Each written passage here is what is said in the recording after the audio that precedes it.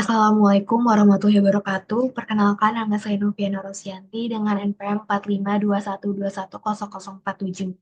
Di sini saya akan mempresentasikan implementasi metode Lagrange untuk estimasi harga beras medium pada tahun 2024 di Provinsi Jawa Barat.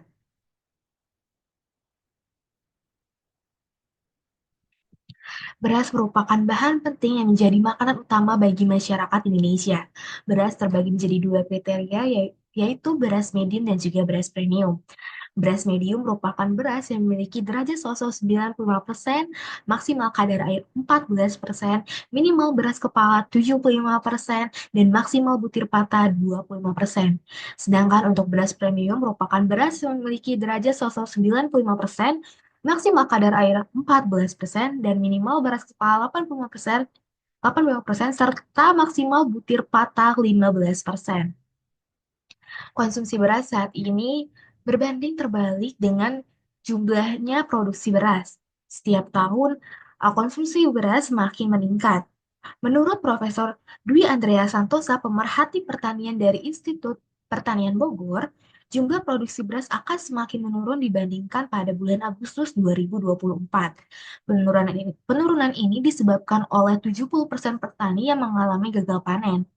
Jika produksi beras terus menurun, hal ini akan memicu kenaikan harga baik itu untuk beras medium dan juga beras premium. Menurut Pusat Kajian Pengentasan Kemiskinan dan Ketimpangan Ekuitas, Fakultas Ekonomi dan Bisnis UGM, terkait kajian hasil perberasan nasional, terdapat berbagai penyebab kenaikan harga pada beras, yaitu penyebabnya antara lain minimnya pasokan dan juga meningkatnya permintaan. Selain itu, volatilitas juga dapat menyebabkan kenaikan harga beras. Namun, yang paling berperan besar dalam kenaikan harga beras itu adalah banyaknya perantara di antara petani dan juga konsumen. Untuk mengatasi permasalahan tersebut, diperlukan metode yang dapat membantu pemerintah ataupun stakeholder ataupun organisasi untuk melakukan monitoring beras secara berkala. Oleh karena itu, di sini saya akan melakukan implementasi metode Lagrange untuk melakukan estimasi harga beras medium pada tahun 2024 di Jawa Barat. Metode Lagrange sendiri sudah diterapkan pada penelitian sebelumnya, yaitu pada penelitian uh, peramalan pendapatan pada sebuah percetakan. Pada penelitian tersebut, metode Lagrange memperoleh skor MAPE 10%. Skor 10% ini mengindikasikan metode Lagrange dapat bekerja dengan sangat baik untuk melakukan peramalan tersebut.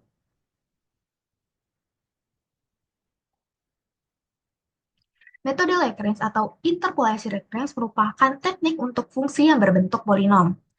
Uh, Teknik ini tidak hanya terbatas pada titik-titik yang berjarak sama, tetapi juga memungkinkan pembentukan fungsi pendekatan tanpa memerlukan proses turunan yang berulang.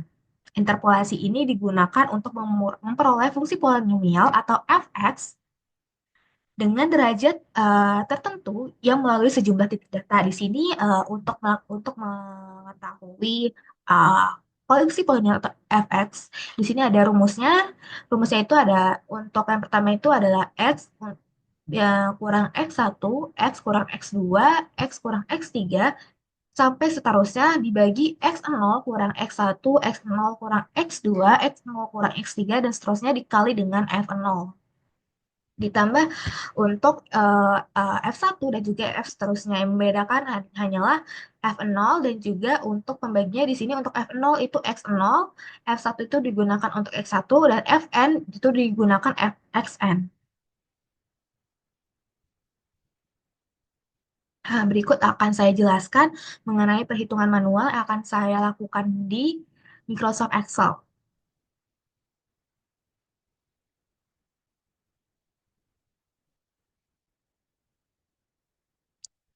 Nah, ini merupakan data yang saya peroleh dari Badan Pangan Nasional di websitenya. Itu ini adalah data-data komoditas pangan uh, yang ada di Jawa Barat. Dan di sini ada harga-harganya. Yang akan saya gunakan ini hanya untuk beras medium. Di sini dapat terlihat datanya disajikan dalam bentuk hari per hari untuk melakukan di sini data yang diambil itu hanya terbatas sampai pada tanggal 29 Desember. dikarenakan data ini diambil pada tanggal 29 Desember. Untuk memudahkan perhitungan, nantinya ini akan dihitung rata-rata untuk tiap bulannya. Ketika sudah diperoleh, ini merupakan harga rata-rata beras medium per bulan di tahun 2024. Berikutnya ini adalah implementasinya. Untuk yang pertama itu yang kita perlu lakukan di sini akan ada implementasi untuk interval yang berjarak, titiknya berjarak sama, yaitu intervalnya 3 bulan, di mana nantinya akan dicari estimasi harga di bulan April, bulan Agustus, dan juga bulan Desember. Nah, untuk lakukan implementasi metode range dengan data seperti ini, yaitu yang diperlukan adalah melakukan perubahan untuk bulan menjadi X dan juga harga menjadi FX di sini. Di sini Januari diwakilkan oleh angka 1, Februari diwakilkan oleh angka 2, Maret diwakilkan oleh angka 3, Mei diwakilkan oleh angka 5, Juni diwakilkan oleh angka 6, Juli diwakilkan oleh angka 7, September diwakilkan oleh angka 9, dan juga Oktober diwakilkan oleh angka 10 dan juga November diwakilkan oleh angka 11. Nah, di sini kita akan menerapkan fungsi untuk mencari polinomial dari setiap titik datanya. Di sini untuk titik data pertama ya, seperti yang terlihat di sini itu akan langsung digunakan itu adalah di sini satu ya, berarti X-nya ini adalah angka 4. Angka 4 ini diperoleh karena April diwakilkan oleh angka 4 di sini, jadinya nanti 4 akan dikurang oleh 2, 4 akan dikurang oleh 3 di sini, dan seterusnya sampai 11. Nah, untuk pembagiannya sendiri ini akan digunakan itu yaitu uh, X, X satunya yaitu angka 1 dan dikurangi oleh uh, 2, 1 dikurangi oleh 3, dan seterusnya, dan digunakan juga perkalian yaitu nilai fx-nya di sini. Untuk di sini diwakilkan oleh C24 yaitu ini. Nah, ketika sudah didapat, ini juga diterapkan pada polinomial berikutnya sampai polinomial yang terakhir. Dan untuk mendapatkan estimasinya, yaitu perlu dijumlahkan setiap fungsi polinomialnya. Di sini diperoleh harganya itu sebesar Rp13.518,77. Nah, untuk bulan Agustus sendiri, di sini hampir sama seperti bulan April, yang membedakan itu hanyalah X-nya, itu yaitu angka 8. Nah, di sini diperoleh itu Agustus itu estimasi harganya sebesar Rp12.989,15. Dan untuk Desember sendiri itu diperoleh harganya sebesar Rp8.830,29.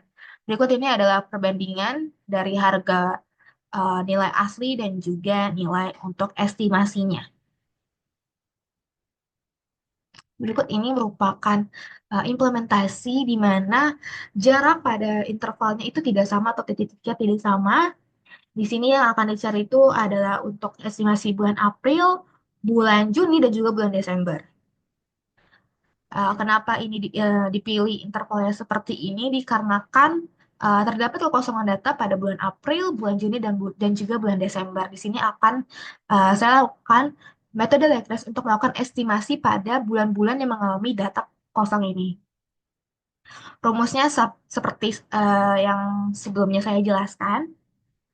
Nah, di sini diperoleh untuk bulan Juni itu sebesar Rp12.598,21. Namun di sini meskipun sama-sama sebelumnya mencari bulan April dan juga bulan Desember, terjadi perbedaan nilai estimasi. Hal ini dikarenakan adanya perubahan dari FX-nya dan juga X-nya. Di sini untuk bulan April didapatkan estimasi harganya sebesar Rp13.432,52, dan juga untuk bulan Desember ini Rp13.573,71. Berikut ini adalah untuk perbandingan antara nilai asli dan juga nilai medium atau harga asli dan juga harga mediumnya. Dan selanjutnya ini akan kita lakukan implementasinya di Octave. Nah, Untuk melakukan interpolasi Lagrange di oktav ini kita perlu membuat fungsi di mana fungsi ini merupakan fungsi dari interpolasi Lagrange tersendiri. Di sini kita deklarasikan dulu fungsinya dan juga kita deklarasikan untuk angka-angka bulannya yang sebelumnya kita representasikan Januari menjadi angka satu dan juga seterusnya dan juga harganya di sini dan juga bulan yang akan kita lakukan estimasi. Di sini saya beri contoh untuk bulan 4, bulan 6 dan juga bulan 12. Yang menjadi perbedaan untuk melakukan estimasi di bulan yang berbeda itu hanya perlu penggantian pada eh, bulan, harga dan juga bulan yang diperkirakan. Di sini misalkan seperti sebelumnya dicari itu adalah bulan 4, bulan 8 dan juga bulan 12. Di sini nantinya akan hanya tersedia bulan 1, bulan 2, bulan 3, eh, bulan 5, bulan 6, bulan 7, bulan 9, bulan 10, bulan 11. Dan nantinya di bulan diperkirakan itu akan dicarinya 4, 8, dan juga 12. Nah, berikut ini akan kita gunakan. Di sini fungsi arrayFun ini merupakan fungsi buan dari oktavnya, di mana arrayFun ini nanti akan membuat semua array dia eh, akan terimplementasi dari fungsi si interpolasi Lagrange ini. Jadi nantinya eh, variabel bulan, variabel harga, dan juga variabel bulan diperkirakan itu nantinya akan diimplementasikan pada fungsi si interpolasi Lagrange ini. Nantinya akan dihasilkan, nantinya di sini saya akan membuat displaynya untuk per bulan dan juga saya akan melakukan pembulatan agar lebih mudah untuk kita bacanya. Nah, ini merupakan hasil running dari untuk yang bulan 4 dan juga bulan 8 dan juga bulan 12 yang kita estimasi di sini diperoleh eh, harganya untuk bulan April ini 13.519, di mana untuk di Excel itu harganya sebesar 13.518. Di sini untuk bulan Agustus 12.989 dan juga Desember di 8.830.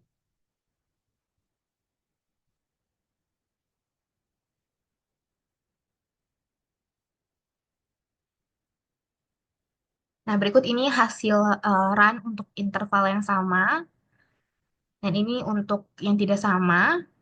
Nah, berikutnya ini adalah visualisasinya.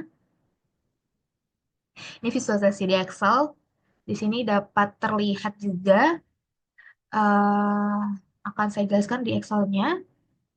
Di sini seperti ini perbandingannya.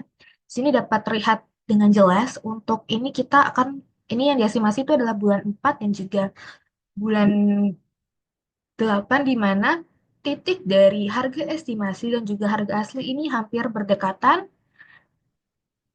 Namun untuk bulan Desember ini jaraknya cukup jauh dibandingkan dua titik sebelumnya. Begitu pula dengan interval yang tidak sama, di sini estimasi untuk bulan April, bulan Juni, dan juga bulan Desember. Di sini bulan April ini hampir sama untuk harga asli dan juga harga estimasinya. Dan untuk bulan enamnya yaitu bulan Juninya di sini hampir berdempetan meskipun jaraknya tidak sedekat yang bulan April. Namun dibandingkan dengan bulan Desember ini cukup lumayan jauh dibandingkan jarak untuk bulan 6. Bulan Desember ini jaraknya lumayan jauh dari harga asli dan juga harga yang diperkirakan. Berikutnya ini akan adalah implementasi dari visualisasinya untuk di Octave. Nah, ini yang pertama ini visualisasi untuk data yang mempunyai interval 3 bulan. Di sini saya menggunakan variabel once. Di sini yang artinya itu dia akan menampilkan angka 1 sampai angka 12. Dan juga ini actual price merupakan harga aslinya. Estimated price itu merupakan harga estimasinya di sini ya. Dan juga ini bulan, di sini nama-nama bulan yang dimana sebelumnya ini direpresentasikan dengan angka 1 sampai angka 12. Nanti akan diplot dengan hasil seperti ini. Sama seperti sebelumnya, untuk visualisasi yang intervalnya sama maupun intervalnya tidak sama itu yang membedakan hanyalah di actual price, estimate price saja. Untuk hasil visualisasinya lebih jelasnya di sini ada di PDF-nya, akan saya jelaskan.